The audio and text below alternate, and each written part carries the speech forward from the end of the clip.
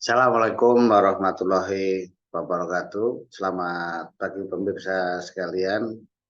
Pada pagi hari ini eh, kita akan berbincang-bincang mengenai kecambah kelapa sawit. Nah, ini terkhusus bagi yang berpendapat bahwa tanaman kelapa sawit itu sama saja, eh, tidak ada yang unggul katanya, dan ya sawit dari pohon itu tali tanaman ditanam kalau sudah dipilih dari yang bagus, dari yang besar buahnya nanti menjadi bibit unggul juga, dan kalau dirawat juga hasilnya sama. Nah, ini supaya sebagai referensi lah bagi eh, mereka-mereka yang berpendapat bahwa kelapa sawit itu sama saja gitu. Nah, padahal kan sudah diteliti, dan kalau kita melihat itu kan ada, memang di dunia ini ada dipilih, ada yang unggul, ada yang tidak sebenarnya. Dan metodenya harus yang betul sesuai dengan kaidah ilmu yang ada, yang sampai saat ini ada. Jadi yang akan kita bicarakan itu adalah contoh-contoh, eh, bahkan contohnya negara lain itu kepingin kepencut dengan produk apa kecambah kelapa sawit Indonesia. Nah, Indonesia. Ya, salah satunya, nah nanti kita bahas negara India yang eh, mengimpor kecambah Indonesia. Nah, apakah kita perlu takut itu apa diimpor, kemudian kita yang posisi nomor satu dunia akan terancam? Nah, itu bagaimana perspektifnya dari segi kebutuhan dalam negeri, dari kepentingan nasional.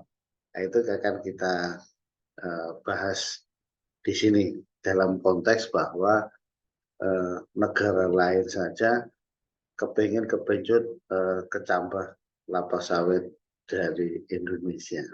Nah, kita berawal beranjak dari bicara bahwa Indonesia itu merupakan eh, tentunya produsen kecambah terbesar di dunia juga, karena luasan kita nomor satu di dunia dengan angka resminya 16,38 juta hektar, bahkan mungkin bisa lebih kalau kita lihat ya, apa namanya, dari segi luasan yang ada, dari kecambah yang dikeluarkan yang ada. Nah, itu. Jadi kita sekarang kita lihat mengapa negara-negara lain itu juga sangat tertarik mengembangkan kelapa sawit. Nah, apapun ceritanya, kebutuhan minyak itu sangat vital bagi suatu negara. Wah, apalagi kita lihat sendiri India itu kan apa ya, penduduknya di atas 1 miliar. Kemudian kalau lihat kita memasak-masak martabak atau apa itu kan selalu menggunakan minyak. Nah, kita lihat kalau kita melihat data itu selain eh, minyak kelapa sawit juga menggunakan minyak-minyak yang lain sangat banyak. Ya, saya datanya lupa ya. Tapi dari segi itu, dari coconut, dari soybean semua digunakan. Nah, dan kalau dilihat dari data, kebutuhan dalam negerinya itu masih kurang. Oleh karena itu hampir sama antara produksi untuk kebutuhan dalam negeri dan impornya. Nah, ini, dan karena penduduknya sangat banyak tadi, tentunya sangat apa ya, kebutuhan sangat banyak. Nah, untuk di kelapa sawit kebutuhan itu dipenuhi dari Indonesia dan Malaysia. Kalau di data tahun 2021 dilakukan tahun 2022 itu kebutuhannya 3,1 juta ton. Nah, itu diimpor dari apa, Indonesia gitu. Jadi kebutuhan ini sangat besar, penduduknya tambah terus. Oleh karena itu wajar jika suatu negara itu mau mengembangkan sendiri, tidak bergantung beli terus gitu kan, wajar. Oleh karena itu juga tentunya India ini juga menanam kelapa sawit. Ya tentunya tidak luas ya, itu tercatat di beberapa negara bagian, di Andhra Pradesh, Telangana, Tripura. Nah, itu negara-negara yang eh, menanam kelapa sawit juga saat ini. Nah, bahkan rencana akan ke apa ya, Nicobar, Andaman. Nah, itu tetapi yang luasannya itu ya dari segi luas itu sangat kurang. Cuma 128.000. Kemudian bahkan nanti ditargetkan beberapa tahun ke depan itu lompatannya 300.000, 650.000. Dan hasil survei mereka mengatakan bahwa potensi itu bisa sampai 2,8 juta hektar. 2,8 juta hektar. Dan ini tentunya membutuhkan kecambah yang banyak, ya, banyak loh. Dan ini sudah direalisasikan. Ya. Ada data yang menyebutkan sampai dengan bulan Juli ini impor India itu dari beberapa negara ya, dari Indonesia, ada dari Costa Rica, dari Malaysia. Nah, itu cukup banyak.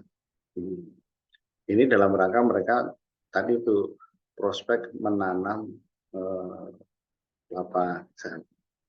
Yang akan kita bahas ya tentunya ini orang lain aja tertarik apa mau impor. Tapi apakah kita eh, perlu apa ya kebijakan impornya bagaimana? Apakah kita buka keran sebesar-besarnya atau tidak? Ya. Nah, dan beberapa ahli mengatakan ya nggak apa-apa pengembangannya. Kelapa sawit pun bukan berasal dari Indonesia dan Indonesia bukan satu-satunya juga. Nanti kalau kita ya tidak mau ini kita biar nomor satu perdagangan biar strukturnya tidak terganggu dan sebagainya. Tetapi eh, kalau pendapat saya sih itu nanti malah beli dari apa ya beli dari yang lain ini terbukti udah beli dari yang produsen tidak besar dari luasan ya. Contohnya Costa Rica. Nah, beli dari sana mereka memang bisnis kecambah kelapa sawit. Jadi kalau menurut saya ya tidak usah terlalu takut karena apa? Di India kan di atas 5 derajat lintang utara ya. Nah, karena kelapa sawit itu menurut saya, menurut beberapa ahli juga sangat cocok di daerah ekuator khatulistiwa. Nah, dibatasi 5 derajat lintang utara, 5 derajat lintang selatan, itulah yang cocok. Dan di atas itu juga eh, ya kecocokannya lebih berkurang lah kesesuaian lahannya tadi. Apalagi kita dengar sendiri sering terjadi apa ya udara panas dan sebagainya. Ini kan problem air itu kan juga sering terjadi di India.